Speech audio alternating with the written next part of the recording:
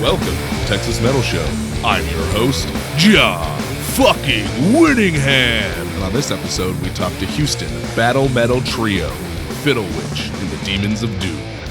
This episode was recorded upstairs at Rudyard's British Pub. If you're not familiar with them, I highly recommend you seek them out on social media. We see a lot of excellent heavy metal shows there. I want to thank Punk Rock Stacy for making this available to us. It's an excellent atmosphere to do an interview. We are joined in this interview by Joe's familiar Edith, who I do believe you can hear moving and shaking around. She's pretty adorable. If you get a chance to meet her, I highly recommend you take advantage and give her a few pets. We talk a bit about occult magic on this episode, which is always one of my most favorite things to discuss because I find it so absolutely interesting. We also discuss their Grammy nomination, their Grammy bid. I am not 100% sure what the appropriate term is here.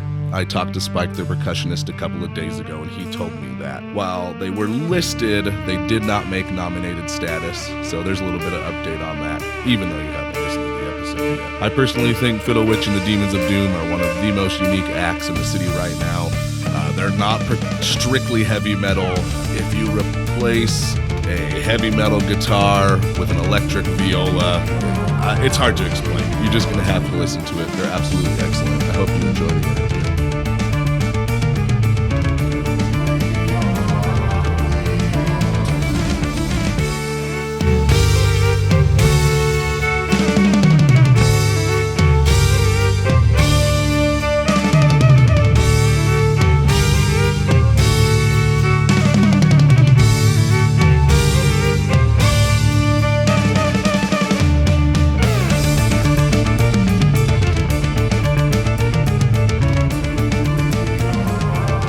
Sitting at Rudyard's British Pub with Fiddle Witch and the Demons of Doom, although today we just have one demon. We have Joe Bird, who plays the viola, and Spike, I don't know your last name. The percussionist. Spike, the percussionist. Easy to remember. Thank you very much for being on the show today. Thank you. We greatly appreciate you giving us time.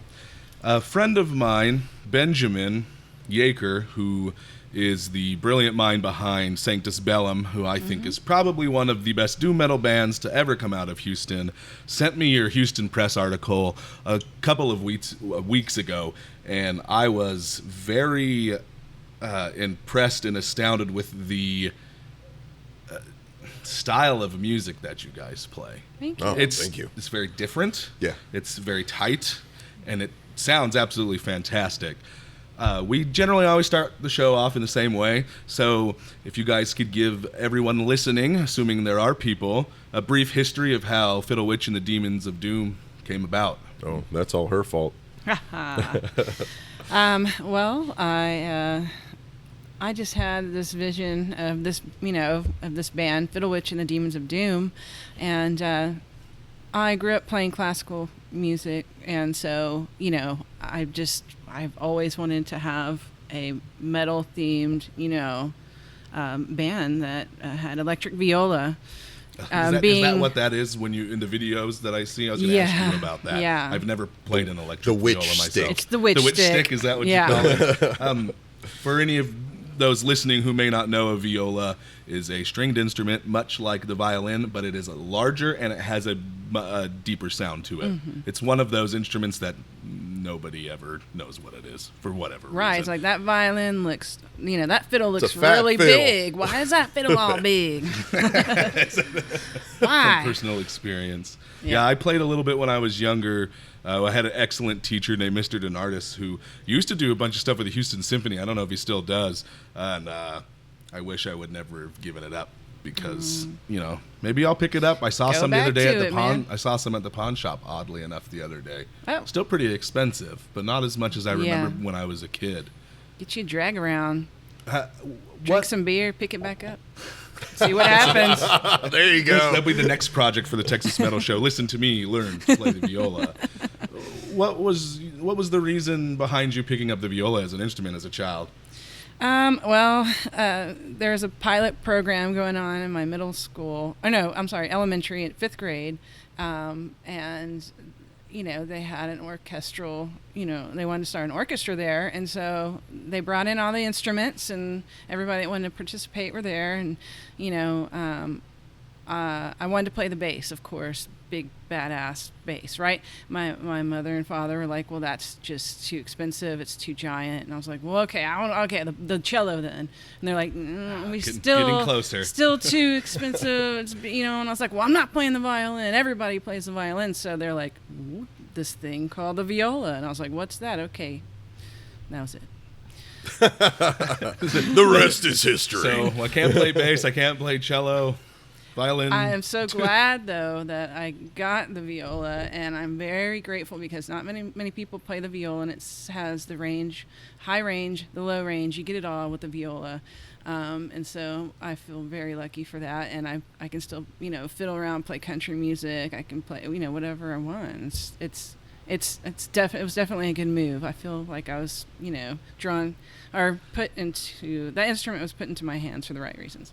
Well, you sound great playing it. I thank you. Spike, the percussionist. Yes. I'm just going to refer to you as Spike, the percussionist, the entire show. Sure, that's fine. I wish I had a title. I really do.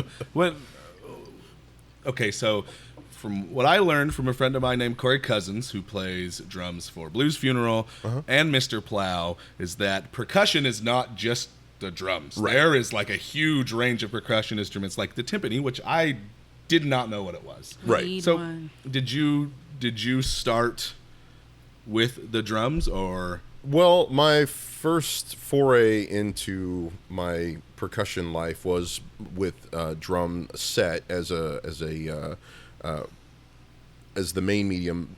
I studied with a jazz drummer, but I only was able to take lessons for a short period of time, and then I went back to boarding school where the teacher, he didn't teach on the weekends when I was out, so when I got out of there, I basically self-taught after some lessons with him. But when I went into music school, thinking I would be like, studying more drum set stuff. No, it was more the attitude of drum set was like, you can learn that at home. Here's concert snare, timpani, marimba, all the tonal percussion stuff, suspended cymbal, all the symphonic orchestral percussion instruments, glockenspiel, all that stuff. So do you know how to play a glockenspiel? I can play anything you hit with a stick and some things that you don't. Oh wow, that's amazing. I wish I could say that. You guys are interesting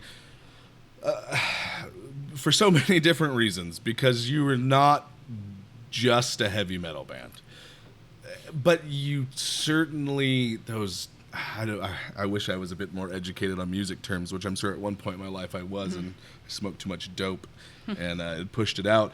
You guys have these like driving lines, and it's quick, and you're double bass drumming. Like there are a lot of heavy metal aspects there, but then you took out a vocalist. Did you guys ever? I know in the new single Midnight Mayhem there is a little vocalizing going on, but that's not normal for y'all. No, we're mainly a trio, all instrumental.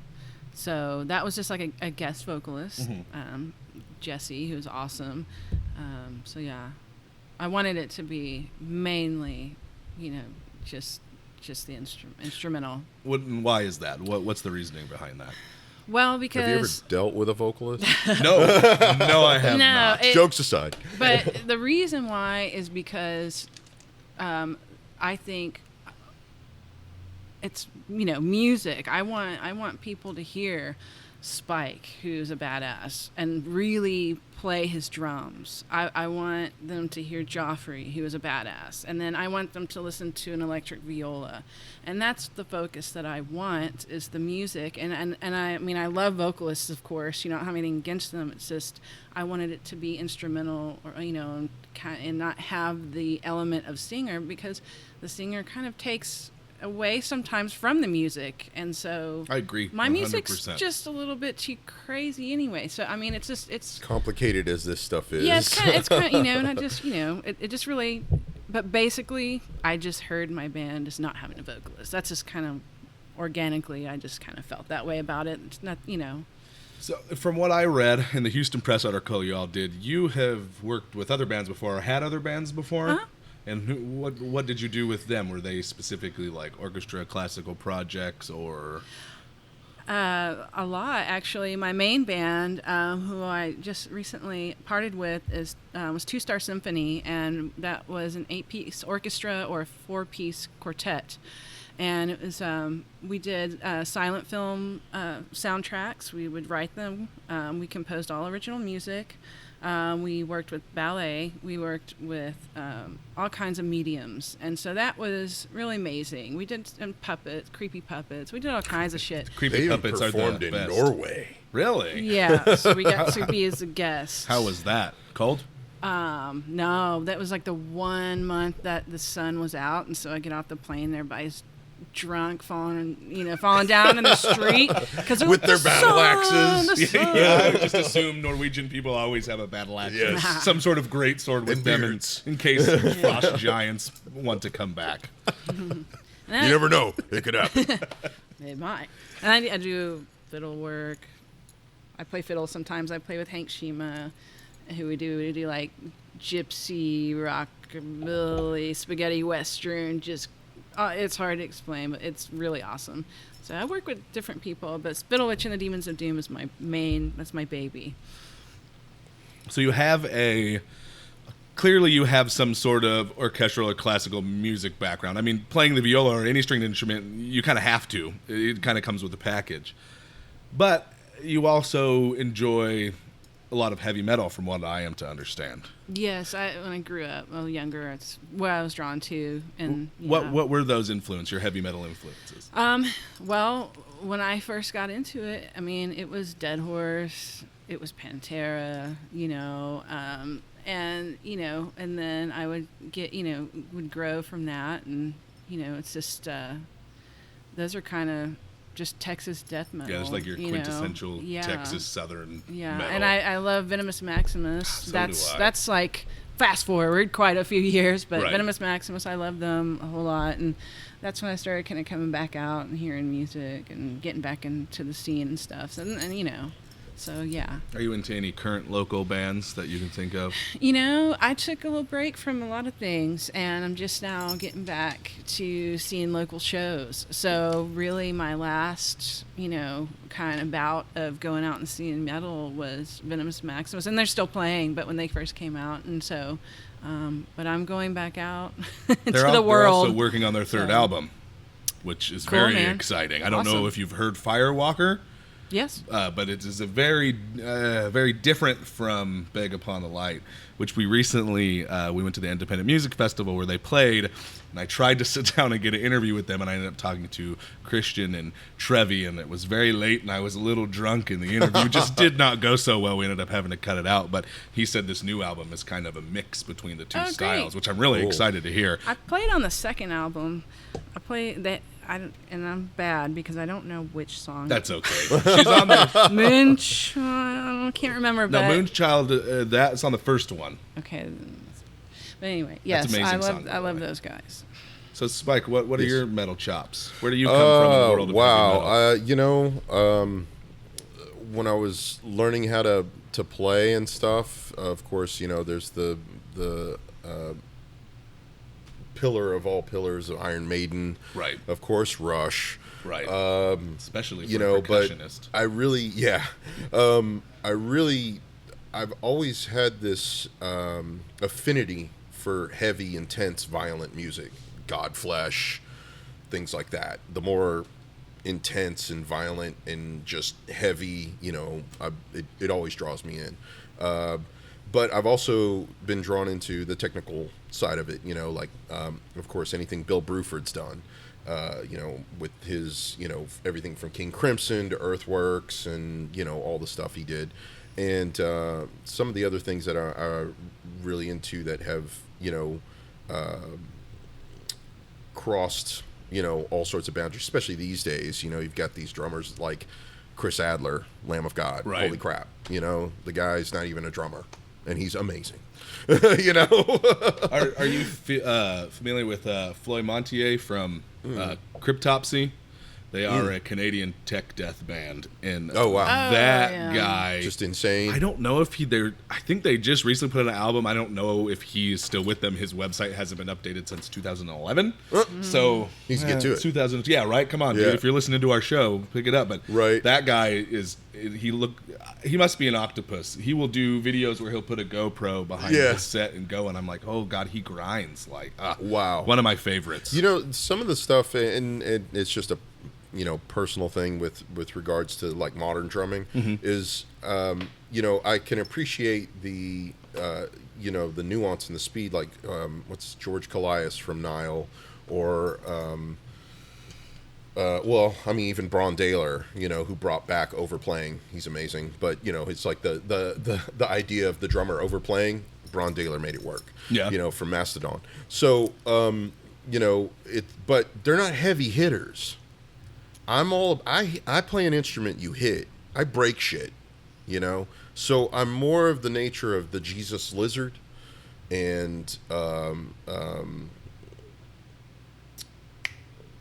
King Buzzo. What's his band? The Melvins.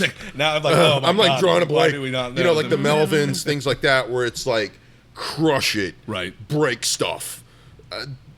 The new stuff that's like, some of these drummers, even Nile and things like that, it's like Hummingbird.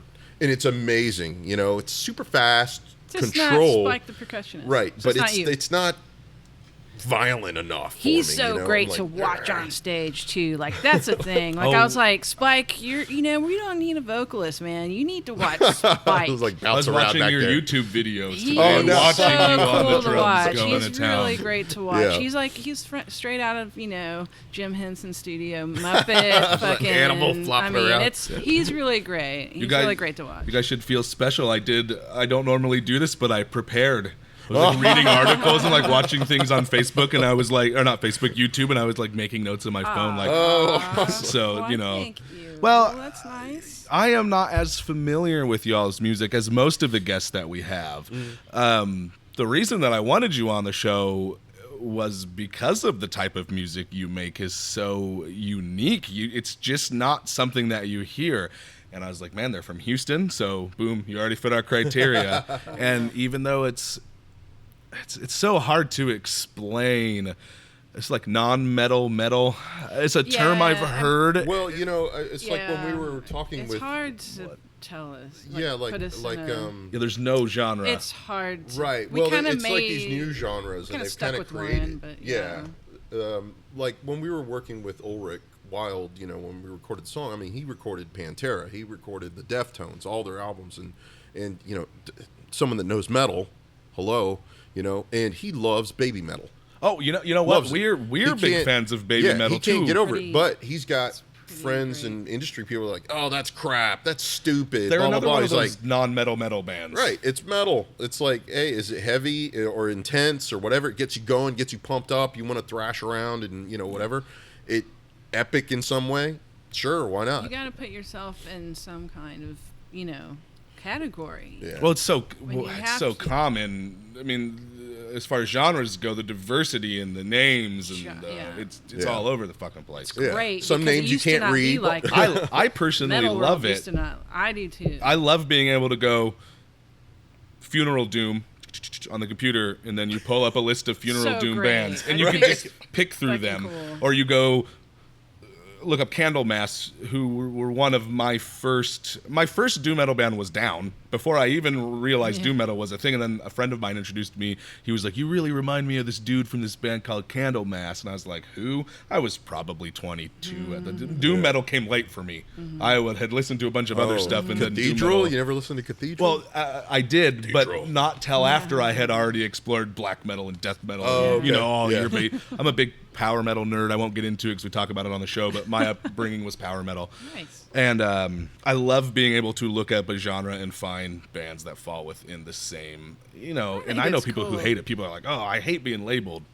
But Sorry, you know man. That's what? just how it I works. mean, we're lucky. I'm just glad that we live in the world that we do now, as far as where metal is right now, because like 20 years ago, we would. No one would have like, cared. yeah, you're not metal, man. You know, Right. hell no. Well, and that attitude We're gonna, is still very persistent in Oh, some certain genres. Right. Totally. I grew up Like with that. Black metal, hard black metal. No, Death metal. Yep. Are you- one thing. uh, That's it. It has to sound like this. Texas There should death be metal. no low frequencies, mid and upper That frequencies. That's it. really.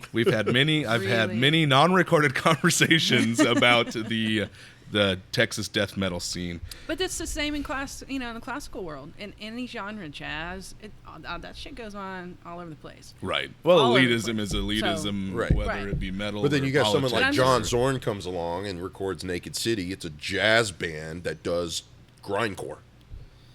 You know, it's like, whoa! The jazz world was like, hey, where do you put this album? It's jazz or Have you ever listened to Acolyte from Dallas? yeah?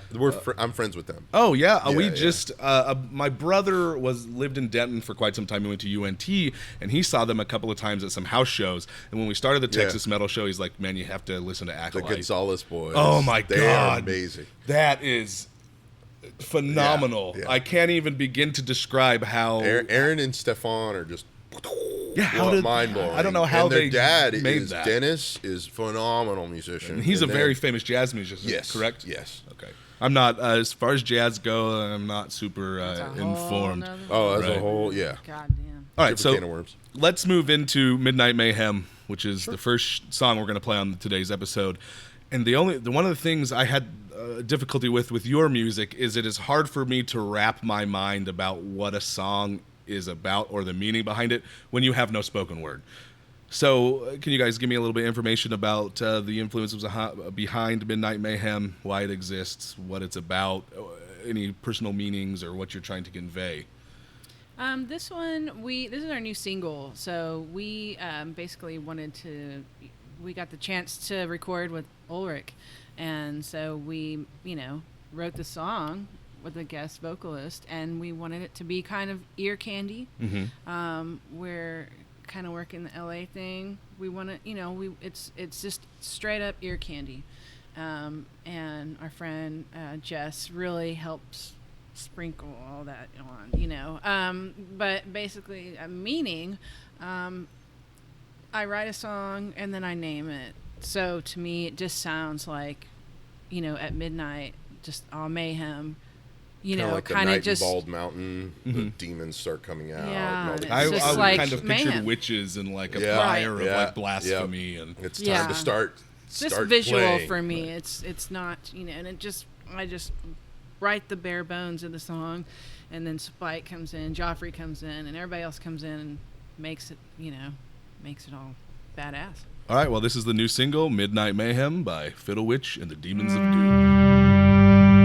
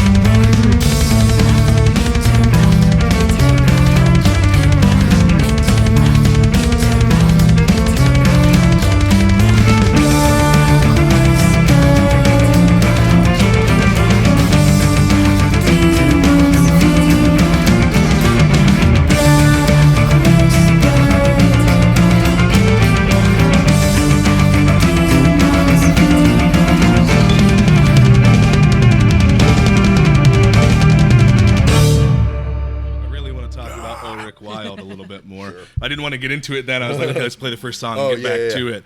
Because that is an interesting, that dude is an interesting guy who's all over the spectrum of all types of music, which I find strange. Like all the way back to Jane's Addiction. Yeah, and like worked with Snoop Dogg. Yes. I mean, like that just is so weird. Anyway, so and he had some stories, you know. I mean, it's funny, while we were recording, we'd take little breaks, and he had Pantera stories and this, that, and the other, and it was pretty awesome. And he's super cool. And Captain Bob, the dog that kind of, he is the one running the studio. He kind of comes in and, what's going on? All right. And then he'll sit in front of the door and watch, like look out into the backyard, looking around. And then y'all working? All right. You know. So how did you guys get to work with Ulrich Wild? How did that come about? That came about because of a publicist. We were able to get a publicist that brought us on, and basically they wanted something new that they could put together with the idea of getting us onto a record label. You know, like, this is something we can shop, you know, et cetera, et cetera. So I want to get you guys connected with Ulrich. You know, he's got an industry history, a very prolific industry history. Yeah, just a wee bit, and put you know, here's somebody who's got a really long history in metal. You guys are this weird thing, but it's metal. Let's just put you two together. Let's get you two together. We're gonna do one song, and then let's see if we can get this onto a label. And that's kind of where it came about. So the publicist kind of got us together with that. You got I'm assuming hired an outside publicist specifically for you. So, yeah. And it sounds like that route paid off. So far, yeah. So you guys are up for a Grammy bid, from what I am to understand. And I read a little bit about how that process works. Yeah, we were like, what? Right. So it was a shock to y'all to find out. Yeah. So from what I read, and once again, I'll reference the Houston Press article that I've read 3 or 4 times now. Houston Press, you're great. We love you, even though I don't think you know anything about us. They will. They will. Oh, that would be awesome. We voted for y'all, by the way. Oh, thank you. For the weird. What was the weird category? Yes. You guys are definitely weird, but in the best way you can call somebody weird. I'll wear that shit as a badge, man. Fuck yeah, I would too. Weird. So, what do you guys think of this Grammy bid nonsense? So, well, we were on the ballot, but then what was cool is that we made it through the first round. That's right. I mean, it's a little backwards, but okay. We didn't understand how any of this works. This whole Grammy thing, or just like, what? How, you know? So basically, kind of in a nutshell, all the labels and everybody sends out their stuff. You know, their singles, their albums, etc., etc. The Grammy gets all that stuff. They weed through all that, and they'll report back to the label and let the label know which acts are being considered. So I think our label sent 20 or so things in, and like 4 or 6 were considered. So what I spoke to a couple of friends that are I believe it's NARIS, I don't know what I need to look up what that stands for. It's National Association of Recording something in Sciences or something, but that's the voting body. And what they do is they get the list. So since we made it onto the list, we're listed. So that list is what they vote on.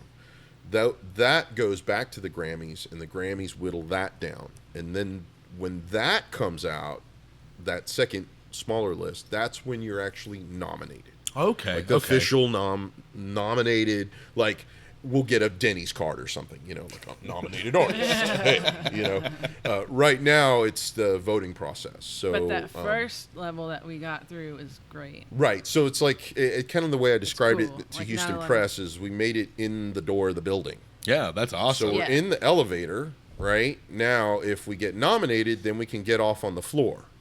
But there's the velvet rope.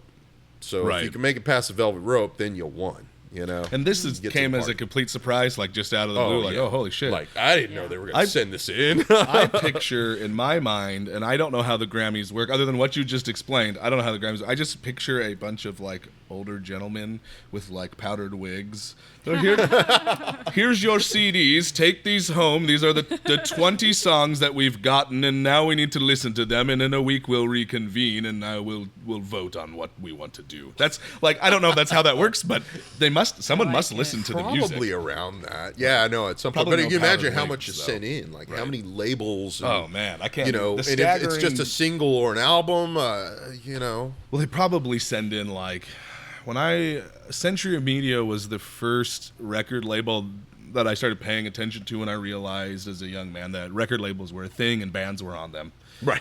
You know, when I first realized that there were more music out there than Black Sabbath and Metallica. Thank you, Dad, by the way, for that. You've molded my life.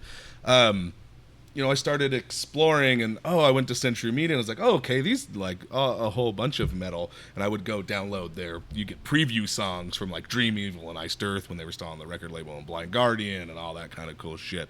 And they used to have a note like, if you send us a demo, please only send us 1 or 2 songs. Do not send us a full album. So probably I can imagine something similar to that. Like, look, guys, we don't want to hear 10 songs. Yeah, take this home and tell me which one's best. I'm going to go sleep on a pile of money. Right. I also assume that everyone involved with the Grammys is rich, which may not be true. Right. More about Fiddle Witch and the Demons of Doom. What's y'all's writing process like? When you sit down to write a song, do you write the song together, or do you write separately and bring it all in and say, this is what I have here? Oh, well, I can add this, and this is what I have, but we can change it to make it sound better? Or does just one of you write the music and go, here, this is what we're going to play, guys? Well, if we told you, we'd have to kill you. Oh, so don't do that. We'll just have to erase it. No, it's the secret. We're on our year. We're almost at a year for our show, and I'd like to make it at least 1 year before I die. Wow, it's not as fantastical as that. I write the skeleton of the song, the basis of it, and then I bring in Spike and Joffrey, and then they add, and I might be like, hey, here I'm thinking big, or here let's, this vibe or whatever. But I mean, that's it. I give them full range to do whatever it is that they do, which is awesome. So. It's actually, it's pretty simple. It's like a rock band. Guitar player comes in with a riff, and then everybody starts jamming. Yeah. It's similar to that, except for her crazy brain, as complicated as what she writes. Yeah. She'll bring in this stuff and be like, here, I've got this. I'm like, can you slow that down? Okay, hold on. What? 1, 2, 3, 4, 5, 6, 7. Makes sense in my okay, head. yeah, all right. Know. Yeah. And then we'll work out some of the sections, and then she just kind I got of some weird time signatures to throw at them for sure. Oh yeah, it's acrobatic for sure. Just glad somebody will play on them, and like take it on, man. It's just nice that other people will play music with me. Here, handle my this. crazy brain. Yes. Do y'all ever write music for each other's specific instruments? Like, hey, I think this might sound really good. I don't know how you would go about doing that. Some stuff comes about in the jam. Mm-hmm. We'll play a section or whatever, and it might be like she'll change things sometimes on the fly. Like, oh, you know what? I'm going to drop that extra beat and a half or something weird, or I'll be playing something and she'll be like, ooh, heavier or not so busy, things like that. So there's a lot of things.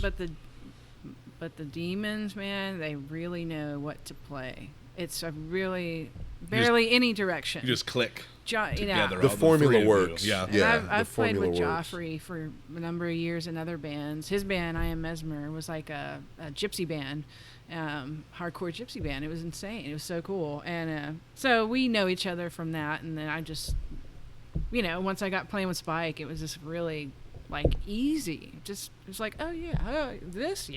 perfect. Yeah, it connected. It's easy. That's nice. That's a luxury, because I know a lot of bands struggle, and they have all kinds of artistic different views on how things should be done and where it's supposed to go. But we just fucking click, and I'm just lucky. I feel lucky about that. That's the part of that's the professionalism of the musicians, playing together. You get a group and you always hear this sometimes, people are like, no, it should be done like this. It should be like the egos. Right. And there's not that going There's on. none It's of like, that. It's really, hey, can you try this? Sure. Just do it. and if it works, it works. If it doesn't, it doesn't. But there's no like ego of like, oh, I hate that. That's not how it should be done. It's pretty easy to write with them. It's really easy. Yeah, she brings in all this crazy science, musical science, and it's like, okay, here's the spell.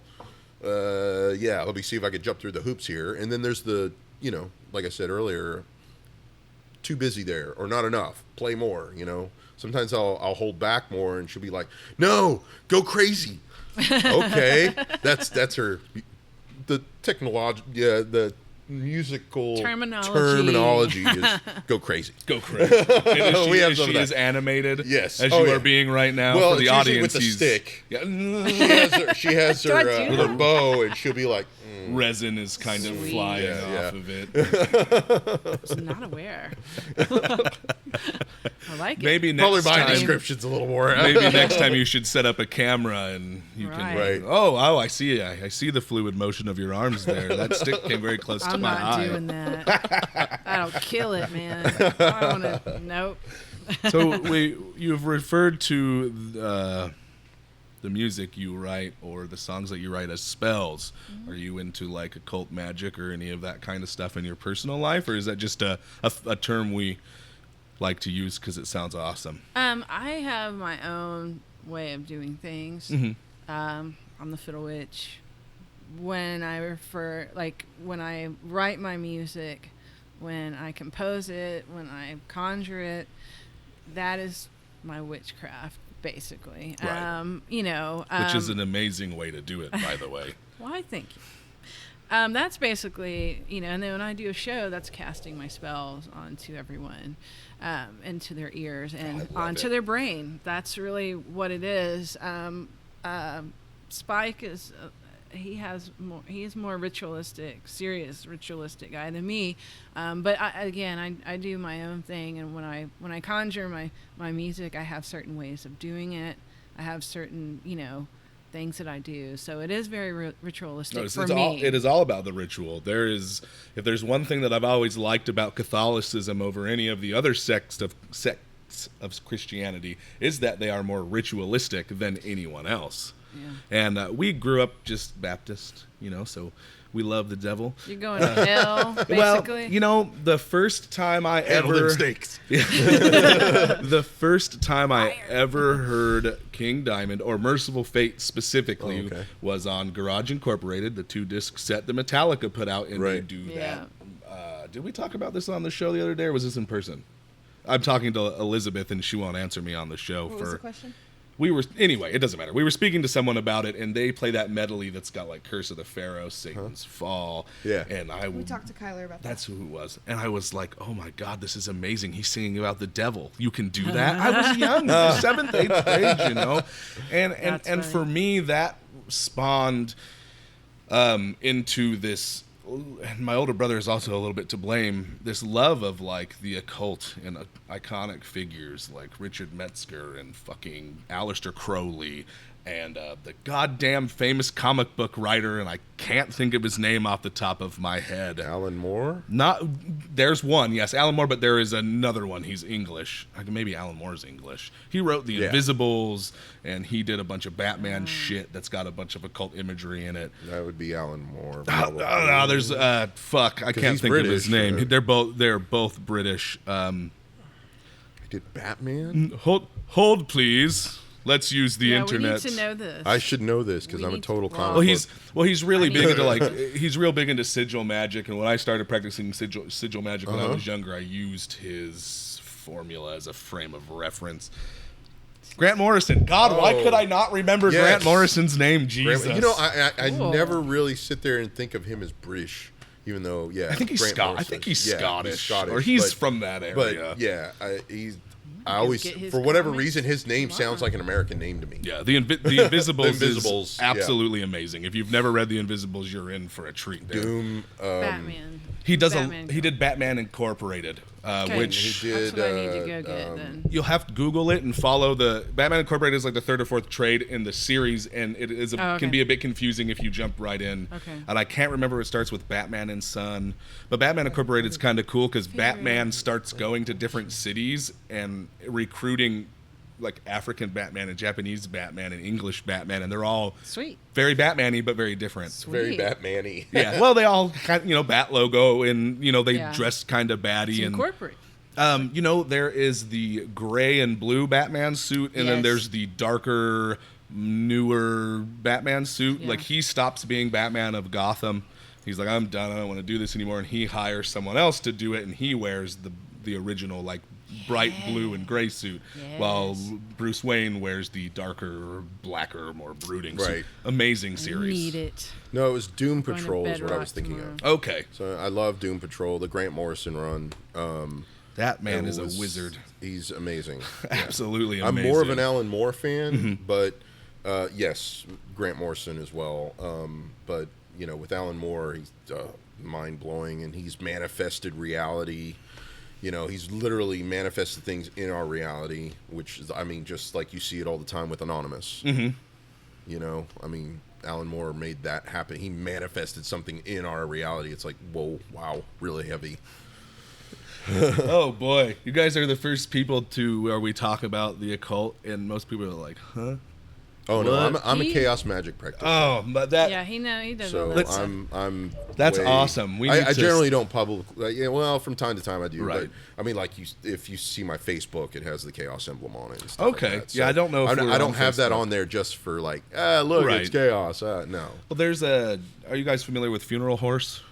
Yeah. Funeral Horse. Yeah, Walter, Carlos, Chris. I don't remember his last name, and then Jason was the bassist, but something happened, and he no longer is with them. And I will talk to them about that when I do their interview. But Jason is really big into the cult, and he's all like, I watch his stuff on Facebook, and he does rituals all the time, and he posts right. about them, and it's a lot of fun. It was Satanism, or Levain Satanism, for me personally, is kind of what started it, and that was like a natural segue because we lived in a very Christian household and very Christian values, and my mother's side of the family are like hardcore evangelists. Wow. And so anyway, Where'd you come from?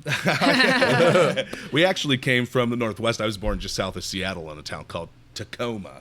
So I've been in Texas for 21 years, and I'm not sure I'd ever leave, although I don't always agree with the red policies, but we don't talk about religion and politics. I kind of try to stay away from because we're about music. So let's get back to the music. Although I would love to talk more about magic. Let's get out, man. Yeah, let's let's dodged do that it. bullet really well. I really liked Magic Book 4 by Crowley, but he has these steps in there. Yeah. And I couldn't be disciplined enough to, meditate regularly, practice yoga on a regular basis. It's kind of one of those things. You want to swim. You could swim in the waters, but if you really want to get into the deep waters, you need to know how to swim. And that's my entry into the whole thing was because of the band Coil. And I'm an extreme Coil fanatic. I actually got to see them perform before John passed, so they're kind of woven into a lot of things I do. Even I do black ambient drone noise kind of stuff with my solo project. And then I see you have on a picture you had a Sun shirt on. Yes. So that yeah. So I'm big into Sun, Ulver. I love them. Those kind of bands. But Coil is kind of where ground zero for me. Where it all kind of opened that door and the gateways to all this kind of thing of chaos magic and everything else musically inspired as well. That's musically inspired magic, or whatever you want to call it, or using music in a ritualistic fashion. Right. Musiick. Oh yeah, we have to change to the high spelling. Yes. Whatever Crowley said. That is just, to me, as just a regular person, is like, that is so cool to me because I'm used to just. It makes so much sense. Yeah. Music is ritualistic. It's ritual. It you goes practice together. it like meditation. It's very emotional. Practice it. It's very emotional. Very emotional, especially classical music. I have been moved to tears while listening to like Chopin, you know, and there's no, I'll do there's it. no, well, he was a little bit depressing. I did visit his grave. Yeah? What was that like? It was a grave. Did it say sad. anything Just specific? had a or- picture of him on it, but yeah. Where is he buried? What is that? Père Lachaise? It's in Paris.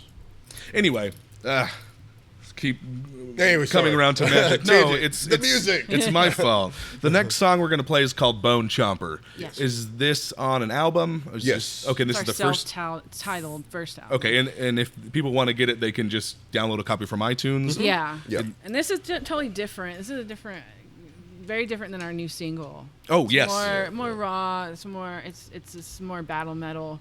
Which that was we're a neat term. We're putting ourselves under that because Yeah, that we're moniker like, fits. this It just she mentioned especially it one with their day, and I'm first like, album, it's that very is battle metal. Yeah, I was like, that name, battle metal. That sounds like us. right. Let's 'Cause stick you with have it. to say, you got to say something. Yeah. They say, "What are you?" and you have to. Yeah, you can't. So- well, we're kind of this, and we're Can't a little do bit that. of that. It just doesn't really. I was work doing out. that, and you just can't. Yeah, you Right. can't do So, anything. anything special we need to know about Bone Chomper? It sounds. It's just Bone Chomper. Yeah, Big, Chomping. big monster crushing on the. We it's actually still. we played the song at the Butcher's Ball, which was an event. It was a barbecue, fancy, Butcher's meat meat, everywhere at this fancy meat, ranch. more meat. It was Elaine like Dillard had this McMeaty's. stuff, but we were playing while people were eating McMeaty's. all this awesome meat, and they were just like, and some random regular dude with like dock shoes on and like pink shorts on or something. He's like, man. This was awesome. I was walking around eating meat and listening to y'all play, and it was just perfect. I needed this. I was like, yes. All right, well here it is. This is Bone Chomper from the self-titled album.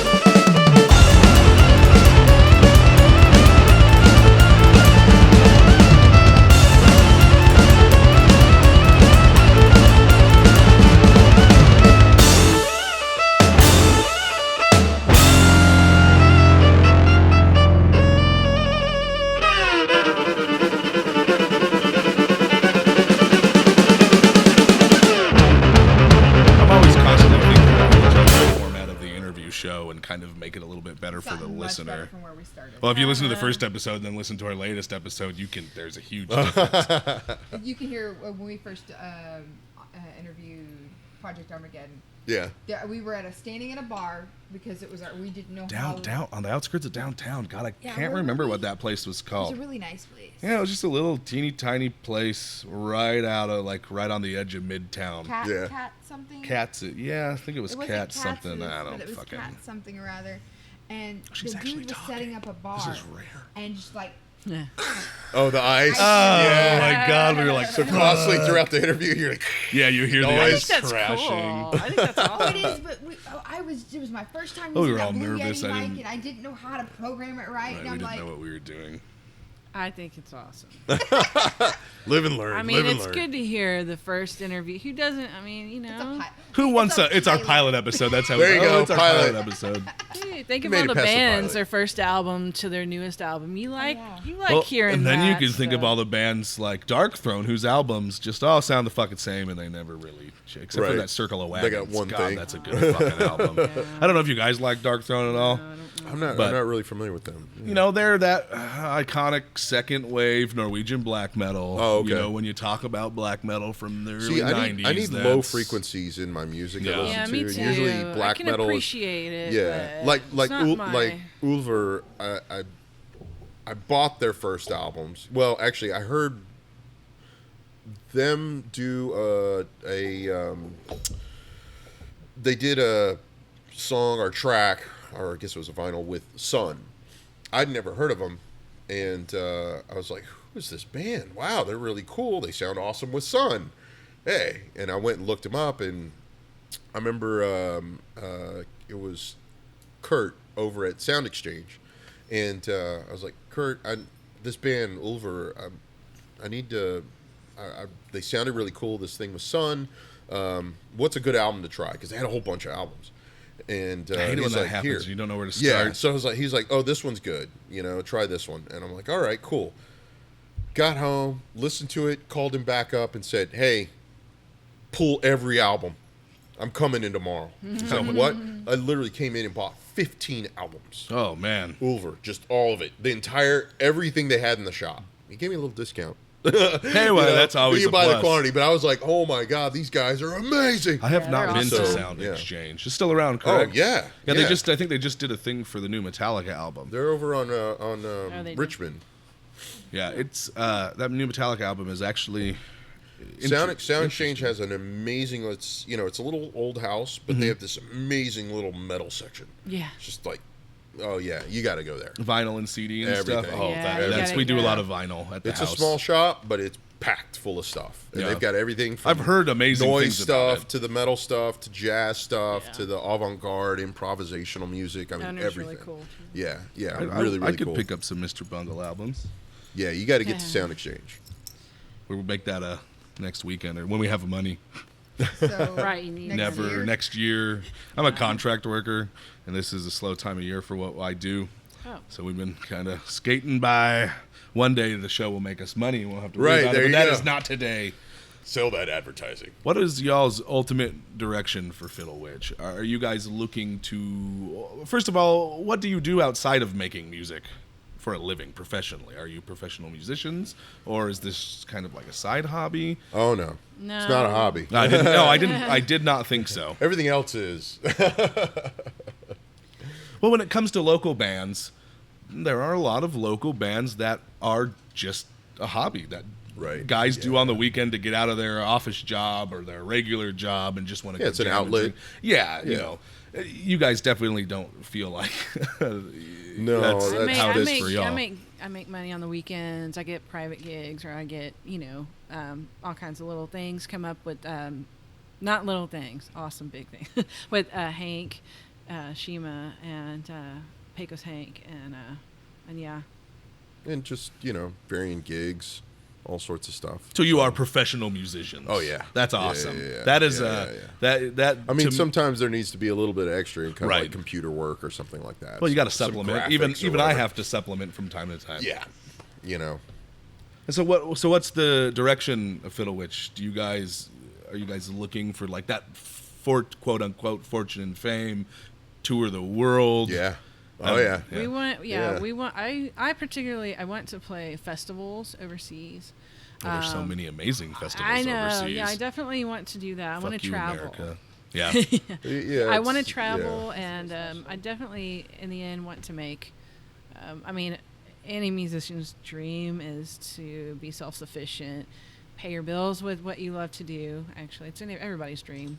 Right. So, we're kind of like, that would be a dream, and I would love to. But, it's all in the cards. It's all, it's says luck, all that shit. So, you have to know about that too.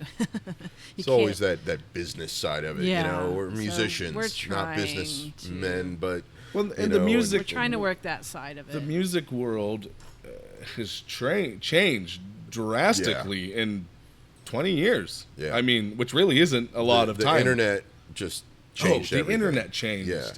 Yeah. Not just whole thing. the fucking world. Yeah. It's amazing.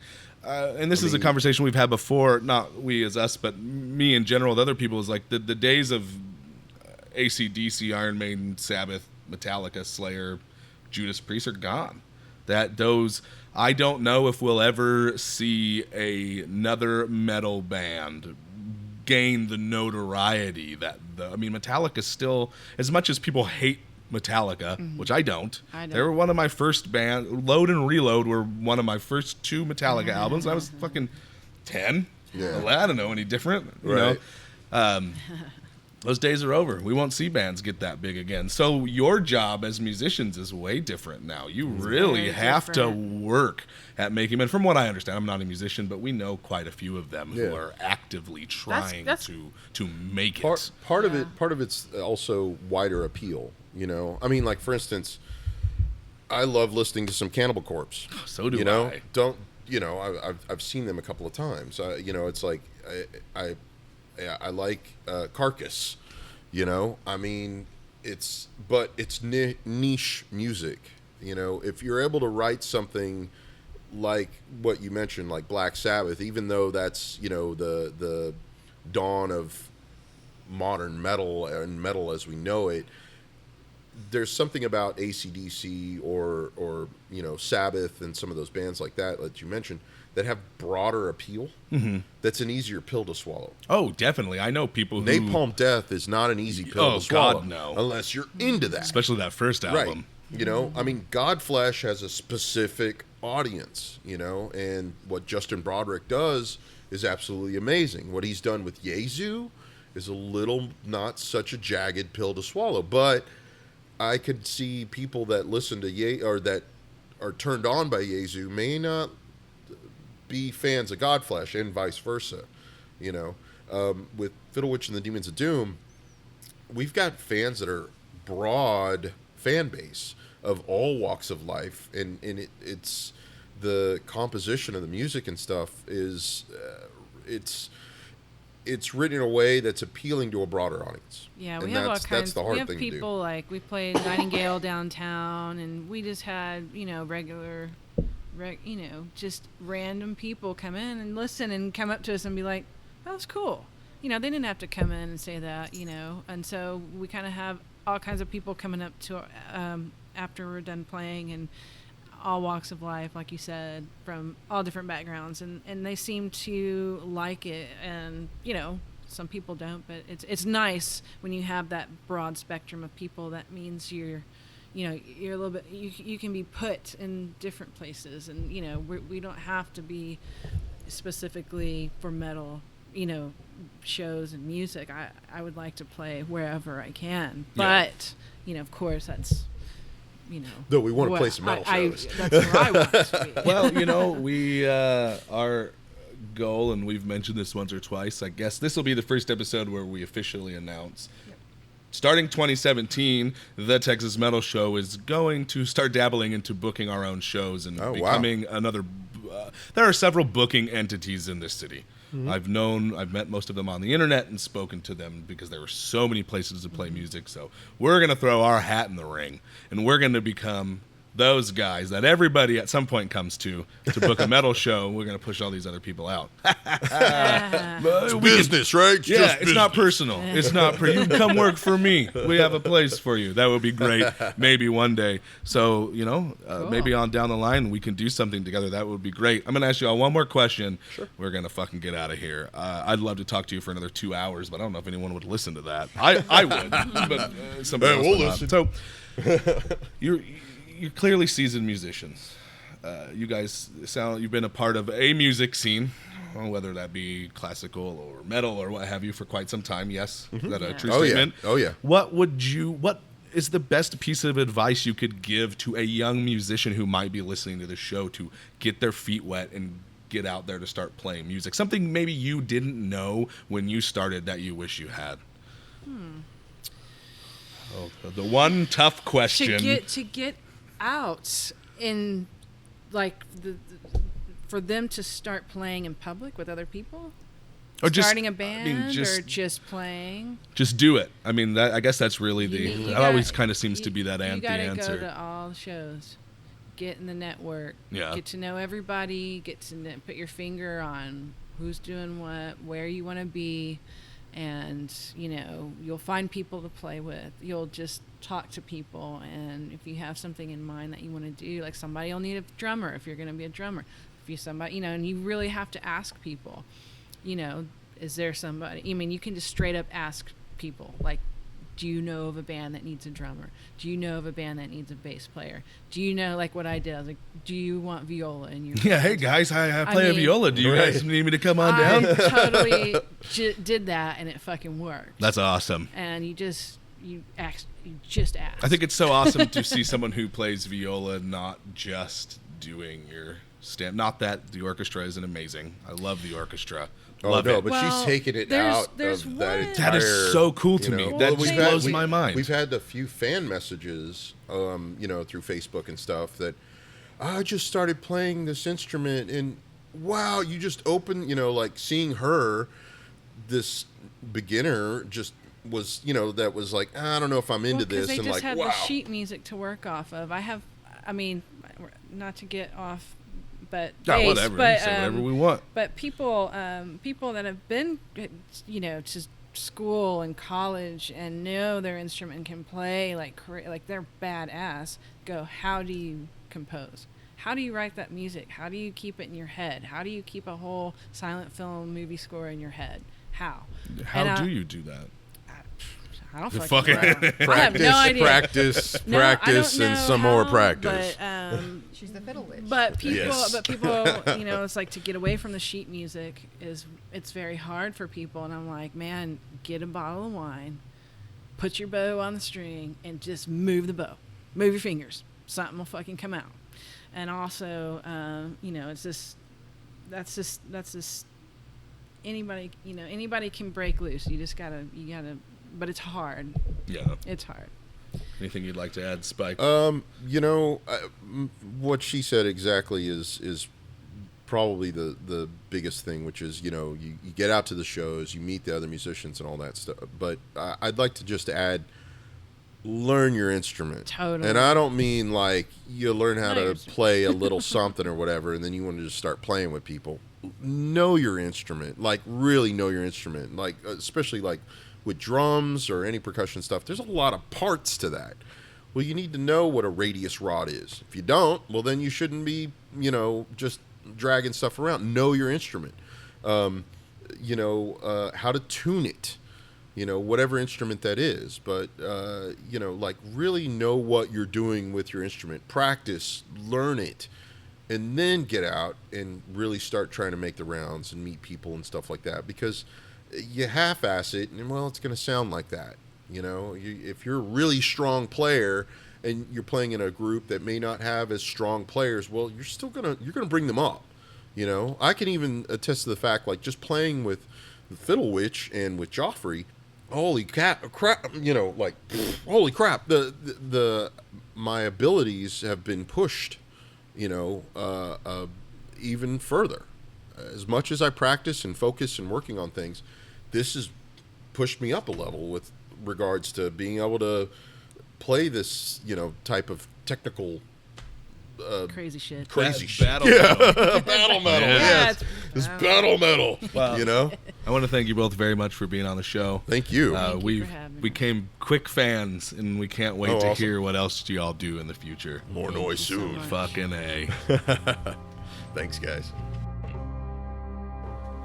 That's it. I hope you enjoy it. I hope you take time to follow these guys on social media, and I hope you go see them live. Something we still have yet to do, sadly, but we will fucking get there. Joe, Spike, I'm sorry about that. Their self-titled EP and the Midnight Mayhem single are both available on iTunes and Amazon. Please go pick up a copy. Support your local music scene. It's one of the most important things you can do. Homeless Outreach Providing Essentials, or Hope for Houston, is a monthly giveaway consisting of travel-sized toiletries, first aid kits, and other essentials for making life on the streets just a little bit easier. If you'd like to help, please visit their Facebook page or send them an email at hopeforhouston.office@gmail.com. There are two ways you can donate. You can send a monetary donation, or you can go on their Amazon account and purchase specific items that are given away at our monthly events. There is a serious lack of heavy metal breweries in this world. But if you live in Houston, Texas, which I know many of you who listen to the show do because I can break down stats and I know where you live and I know all about you. I'm sorry. Let's talk about Brash Brewing. Brash Brewing, as far as I know, is the world's only heavy metal brewery. And it's also one of the best breweries in Houston. If you want to get kick-ass craft beer with names like Hammer Smashed Face, you have to go to Brash Brewing. We've talked about it before. We'll talk about it again. It'll be in every fucking episode, so brace yourselves. TexasMetalShow.com. That's right, TexasMetalShow.com. TexasMetalShow.com. That's our website. You can read all your show notes there. Easier access for clicking links that make you go to other links that allow you to buy local music, because you should be buying local music. Also, we have a Patreon campaign going on. If you'd like to help support the show, it would be absolutely excellent. You can receive early access to episodes and some great bonus content we're working on. We've got a bonus Texas Metal Radio coming out that's pretty kick-ass, and Drunk Top 40, where I get drunk with local metal musicians and talk shit about shitty music. It's all on Patreon. Check it out at TexasMetalShow.com.